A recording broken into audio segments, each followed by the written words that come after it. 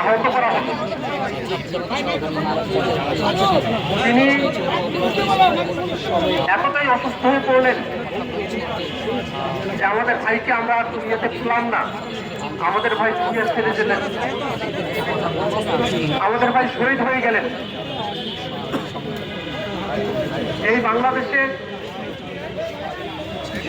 যে আওয়ামী ফ্যাসিবাদীরা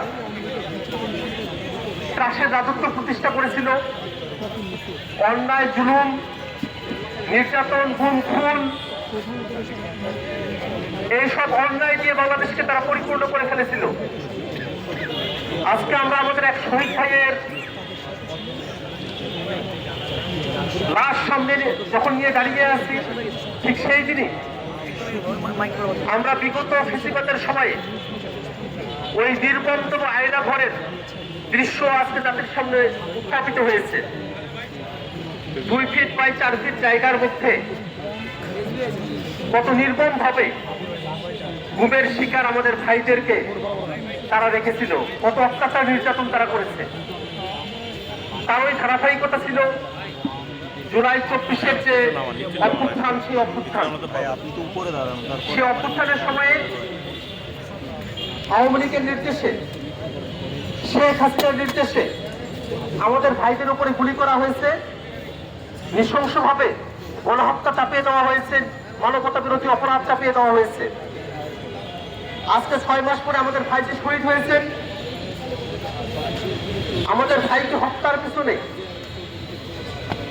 যারা সক্রিয়ভাবে থেকেছে, যারা হুমকি দিয়েছে, পরিকল্পনা করেছে, তারা সকলে ওই পতিত ফ্যাসিবাদী আওয়ামী লীগ। বাংলাদেশে যারা গণহত্যা চাপিয়ে দিয়েছে, আমাদের ভাইদেরকে এখনো শহীদ করছে,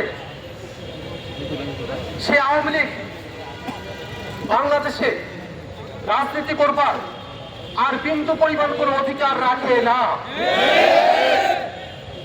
আমরা স্পষ্টত দাবি জানাই, আমাদের শহীদ ভাইয়ের লাশের শপথ নিয়ে আমরা বলছি, আওয়ামী লীগ বাংলাদেশে যদি কোনো অপ্রীতিকর ঘটনা ঘটাবার চেষ্টা করে, আমাদের শরীরের শেষ রক্তবিন্দু দিয়ে হলেও আমরা এই আওয়ামী লীগের বিরুদ্ধে লড়ে যাব। আমরা সরকারের কাছে আহ্বান জানাই, আর কোনো ওয়াইফাই নয়, আইনগতভাবে আওয়ামী লীগের বিরুদ্ধে বিচারিক ব্যবস্থা গ্রহণ করতে হবে।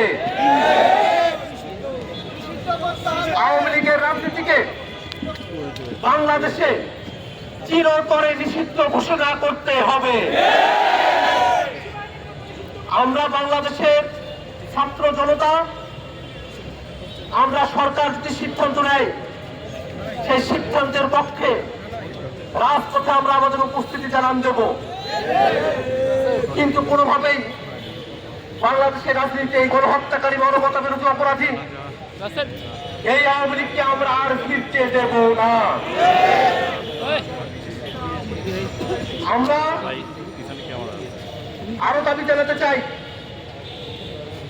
বাংলাদেশের এই খুনের ঘটনাগুলো যার নির্দেশে সংঘটিত হয়েছে, আজকে জাতিসংঘের রিপোর্ট আপনারা পেয়েছেন, সেখানে স্পষ্টভাবে এসেছে ওই খুনি শেখ হাসিনা নির্দেশ দিয়ে বাংলাদেশে এই গণহত্যা চাপিয়ে দিয়েছিল, মানবতা বিরোধী অপরাধ সংঘটিত করেছিল।